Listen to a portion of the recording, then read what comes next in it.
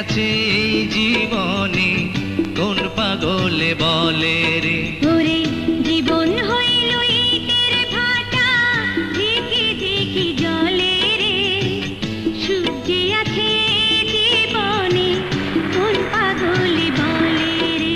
আমার মিলের একটা অনুষ্ঠানে তোমাকে গান গাইতে হবে। বেশ তো, চলুন স্যার। চল চল চল।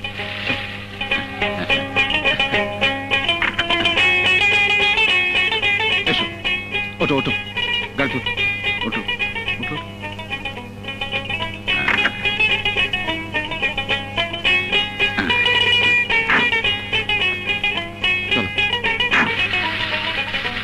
ভাই সাহেব, মালিক খুরশিদ আলম আমাদের কোনো দাবি দেওয়া এখন পর্যন্ত মেনে নেননি।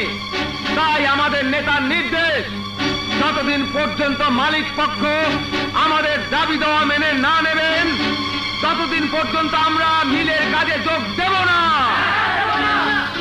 আপনারা ধৈর্য ধরে বসুন, কিছুক্ষণের মধ্যে আমাদের মহান নেতা দৌলত খান আপনাদের মাঝে এসে পৌঁছাবেন।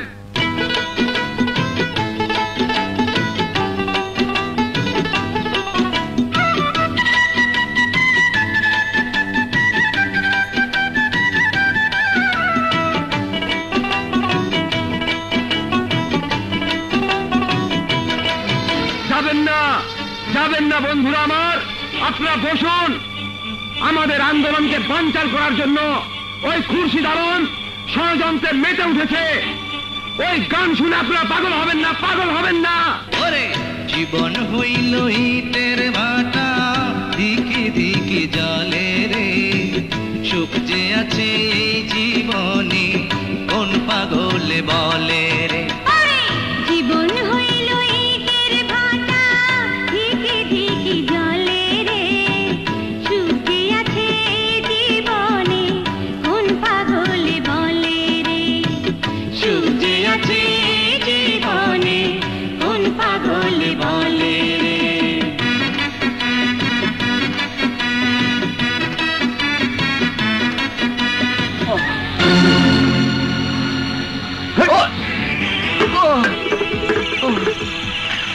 দৌলত ভাই, এই সেই গায়েন। Well done. কলের চাকা ঘোরাও ভাইরে, দেশের মানুষ বাঁচাও। গায়েন, এবার নিজেকে কি করে বাঁচাবি? হুজুর, আমার কোনো দোষ নাই। আমি গান গাই, পয়সা পাই, স্ত্রী সন্তানদের নিয়ে পেট চালাই। আমাকে ছেড়ে দিন হুজুর, আমার স্ত্রী সন্তানের কাছে যেতে দিন। তুই তুই আমার অনেক ক্ষতি করেছিস গায়েন, অনেক ক্ষতি। খুরশিদ আলমের মিলে শ্রমিক আন্দোলন বাঁধিয়ে আমি খোলা পানিতে মাছ শিকার করতে পারিনি গায়েন। তোর জন্যই খুরশিদ আলমের পার্টনার হওয়ার স্বপ্ন সাত আমার ধূলিসাৎ হয়ে গেল।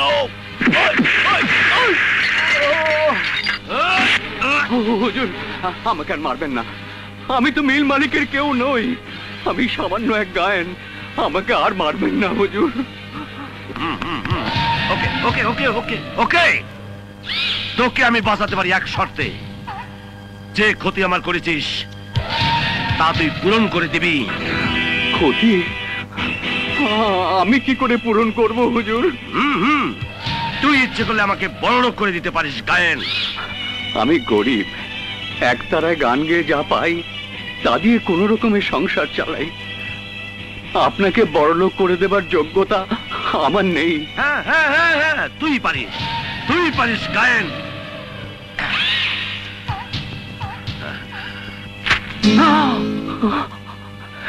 কি করলেন হুজুর? একতারার ভিতরে সোনা দানা হেরোইন ঢুকে গান গেয়ে জায়গা মতো মাল পাচার করে দিবি, নগদ নগদ তুইও মাল পাবি। না না না হুজুর, না। ওই একতারার তারে আমি বাঁচার সুর বেঁধেছি। অসুরের কাজ আমি করতে পারবো না, কিছুতেই না। তোকে পারতেই হবে গায়েন, তোকে পারতেই হবে। ভালোবাসায় অন্ধ হয়ে আজ একথা তুমি বলছো, কিন্তু একবারও কি ভেবে দেখেছো? একদিকে তুমি বসে আছো অর্থ সম্পদ আর প্রাচুর্যের সিংহাসনে, আর অন্যদিকে মা বাপ মরা এতিম মেয়েটি নিতান্তই গরিব। অর্থ সম্পদ কি তাও সে জানে না। পারবে না, পারবে না রাহাত। ধনী গরিবের মাঝে যে পাথরের পাহাড় দাঁড়িয়ে আছে তা ভেঙে চুরমার করে দিতে পারবে না। রায়হান ভাই, আমার উপর তোমার বিশ্বাস এত ঠুনকো? রাহাত, বিশ্বাস অবিশ্বাসের কথা নয় ভাই। বকুলের সঙ্গে আমার রক্তের সম্পর্ক নেই সত্যি, কিন্তু ওকে আমি আপন বোনের মতো ভালোবাসি। তোমার ভালোবাসার মূল্য তোমার ভাই কোনো দিনও দেবে না। বরং এর জন্য শুধু বকুলই নয়, এই হিজলতলির মানুষকে অনেক মাসুল দিতে হবে। রায়হান ভাই, তুমি আমাকে চিনতে ভুল করছো। তুমি যেমন আমার ভাইয়ের অবিচারকে সমর্থন করো না, তেমনি আমিও করি না। বিশ্বাস করি, গরিবদের ভালোবাসার মতো মন তোমার আছে, সে সাহস তুমি রাখো। কিন্তু তাদের পক্ষ হয়ে তোমার ভাইয়ের বিরুদ্ধে লড়াই করার মতো শক্তি কি তোমার আছে? তা হয়তো নেই, কারণ তার আছে পোষা কুকুরের মতো শয়তানের দল, আর আমার আছে বহু বড় ভালোবাসা, আছে বকুল, আছে তুমি, আছে হিজলতলির গরিব কৃষক। আমি আজই বকুলকে বিয়ে করে ধনী আর গরিবের ভেদাভেদ ভেঙে দেব। শুধু তুমি কথা দাও আমার সাথে থাকবে। কথা দাও। কথা দিলাম। বিয়ে করে ফরজ, কিন্তু আপনার বড় ভাইয়ের অনুমতি ছাড়া আমি বিয়ে পড়াতে পারবো না। বিয়ে করবো আমি, এখানে বড় ভাইয়ের অনুমতির কি প্রয়োজন আছে? না মানে আপনি উচ্চ বংশের ছেলে আর বিয়ে করছেন কিনা। আমি আদেশ করছি, আপনি বিয়ে পড়ান। ঠিক আছে ঠিক আছে, বিয়ে পড়াচ্ছি। দুধের সুতোয় যেমন মালা হয় না, তেমনি সামান্য একজন কৃষক কন্যা চৌধুরী বাড়ির বউ হতে পারে না। ভাইজান, খান বংশের মান মর্যাদাকে বিসর্জন দিয়ে সামান্য কৃষক কন্যার গলায় মালা পরাবার আগে তোমার স্মরণ করা উচিত ছিল, চৌধুরী বাড়ির বউ তারাই হয় যারা খান বংশের সঙ্গে একই সুতোয় বাঁধা। আমি আপনার ছোট ভাইয়ের মতো, আমি আপনার কাছে অনুরোধ করছি, বকুলকে আপনি গ্রহণ করুন। চমৎকার, তোমার নেতৃত্বেই তাহলে ওই ছোট লোকের মেয়ে বাড়িতে ঢুকতে সাহস পেয়েছে। তোমার সাহসের পুরস্কার তো আমাকেই দিতে হবে। আব্দুল্লাহ,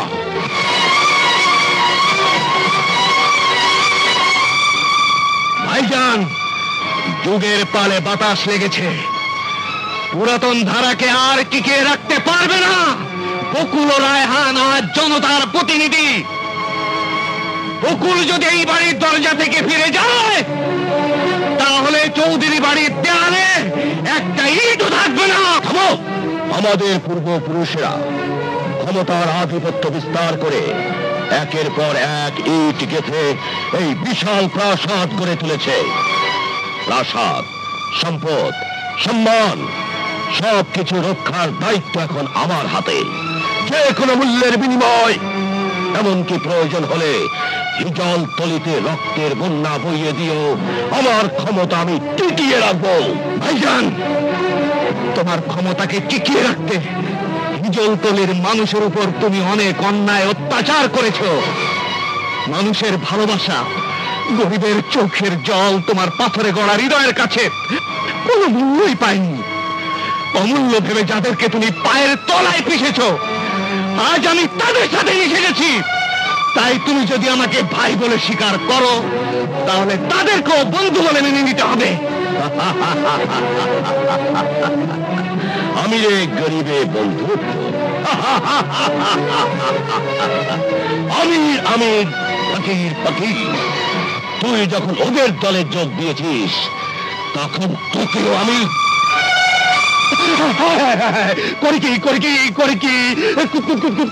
বাড়ির মধ্যে সব কি শুরু হয়েছে? ভাইয়ে ভাইয়ে রক্তারক্তি।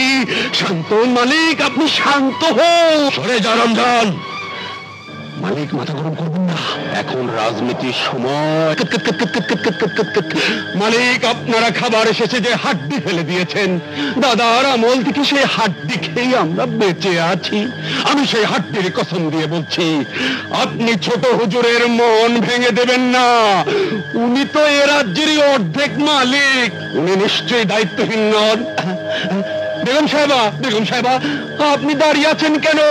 ছোট বেগম সাহেবাকে অন্দর মহলে নিয়ে যান। কুত কুত কুত কুত কুত কুত কুত কুত কুত। এই, তোরা কে কোথায় আছিস? আরে জমিদার বাড়ির বিয়ে কি এভাবে হয়? বাদ্য বাজা, কুত কুত কুত, আতশবাজি ফুটা।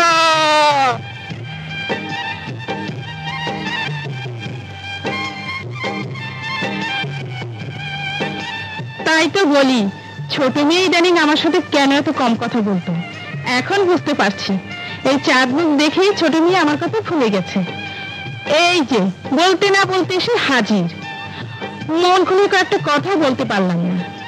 ছোট মিয়া, আমার কথা না হয় বাদই দিলাম, ওই চাঁদ মুখ দেখতে দেখতে সূর্যের মুখ দেখতে আবার ভুলে যেও না। হ্যাঁ, তোমাকে কি বলা যায় ভাবি? ঠং। যাই, আমার আবার ঘুম পাচ্ছে।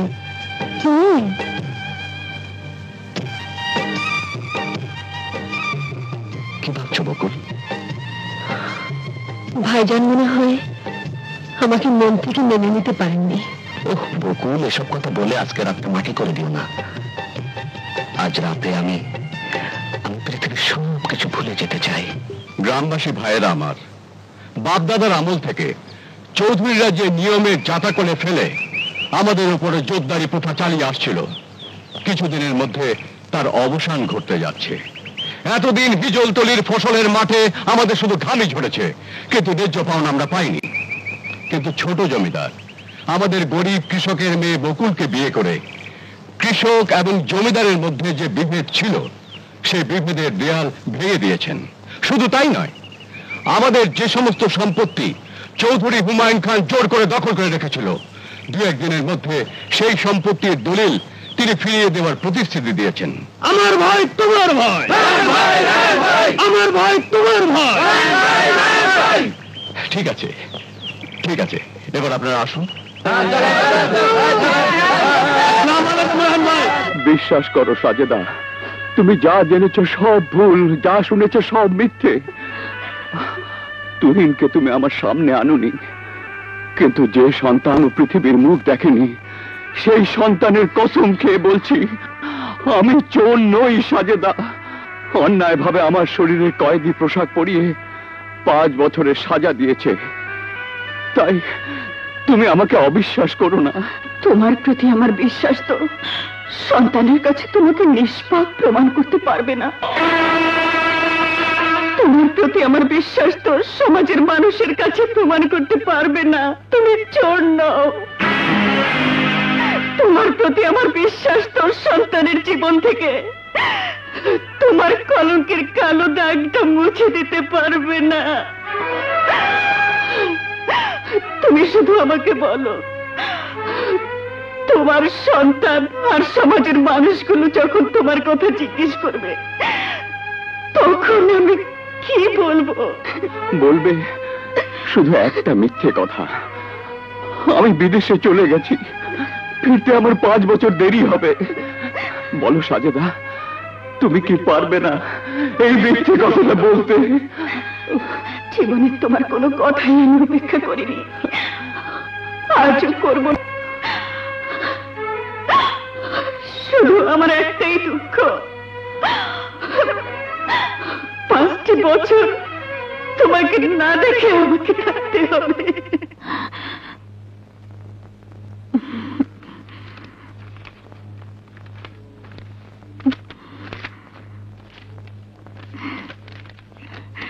সাজেদা, তোমার আমার আত্মবিশ্বাসের স্বীকৃতি পেতে যাচ্ছে।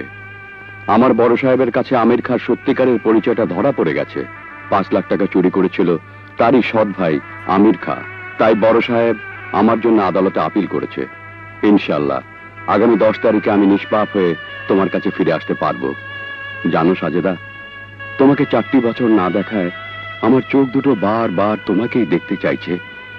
আমার হাত দুটো আমার সন্তানদের আদর করার জন্য ওদেরকেই খুঁজে বেড়াচ্ছে। তুহিন, শাহিন, তোরা তোদের বাবাকে বাবা বলে ডাকতে চেয়েছিস না, বাবার আদর পেতে চেয়েছিস না।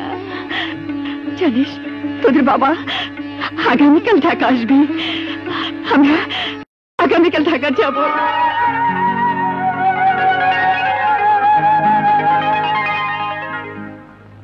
মা, বাবা কোথায়? আসতে দেরি হবে? তোমার বাবা আমাদের না দেখে বোধহয় অফিসে চলে গেছেন। ওই ডাকাতগুলো আমাদের না ধরলে বাবার সাথে ঠিকই দেখা হতো, তাই না মা? চলো অফিস গিয়ে দেখি। কি গো বোন, রিক্সাতে উঠুন। একবার বিনা ভাড়াতে এত দূর নিয়ে এলে, এবার হেঁটেই যেতে পারবো। তুমি আমাকে ক্ষমা করে দাও মতিন, তোমার জন্য আমি অনুতপ্ত, দুঃখিত। বিশ্বাস করুন স্যার, আপনার প্রতি আমার কোনো অভিমান নেই, কোনো অভিযোগও নেই। এই না তোমার 4 বছরের বেতনের টাকা। এই টাকাগুলো নিয়ে তুমি বাড়িতে যাও, তোমার স্ত্রী আর সন্তানদের সঙ্গে দেখা করে তারপরে চাকরিতে যোগ দাও। ইচ্ছা করলেই তুমি আমার টাকা আমার শত্রুর হাতে তুলে দিতে পারো না। তুই? তোকেই তো আমি খুঁজছিলাম। আমি নিজেই গাদ্দার, কিন্তু গাদ্দারি আমি পছন্দ করি না। খুঁজতে হবে কেন? আমি আমার প্রয়োজনেই তোমার সামনে এসে হাজির হয়েছি। শোনো, তোমার বাড়ি ঘর, মিল কারখানা, বিষয় সম্পত্তি এখন থেকে সব আমার। যদি বাঁচতে চাও তাহলে তোমার মেয়ের হাত ধরে এই মুহূর্তে বাড়ি থেকে বেরিয়ে যাও। বেঈমান, তোর এত বড় সাহস, আমাকে আমার বাড়ি থেকে বের করে দিতে চাস? উত্তেজিত হয়ে লাভ নেই। এই দলিলই প্রমাণ করবে তুমি আমার কাছে সবকিছু বিক্রি করে দিয়েছ। নেমো খারাম, তুই আমাকে মিথ্যে আসামি সাজিয়ে জেলে পাঠিয়েছিলি। আজ আমারই সামনে আমার মালিককে বাড়ি থেকে বের করে দিতে চাস? আমি তোকে খুন করে আবার জেলে যাব, তবু আমার মালিকের অপমান আমি কিছুতেই সহ্য করব না। জীবন হইল ইটে মাটা, ধিকি ধিকি চলে রে। সুখ যে আছে এই জীবনে, কোন পাগলে বলে ওরে জীবন হইল ইটের ভাটা, ধিকি ধিকি চলে রে। সুখ যে আছে এই জীবনে, কোন পাগলে বলে রে। সুখ যে আছে এই জীবনে, কোন পাগলে বলে রে। ওই গায়েন, এদিকে আয়। আল্লাহু আল্লাহু আল্লাহু আল্লাহু আল্লাহু আল্লাহু আল্লাহু আল্লাহ। এটা তোর আর এটা আমার। হ্যাঁ, আল্লাহু আল্লাহু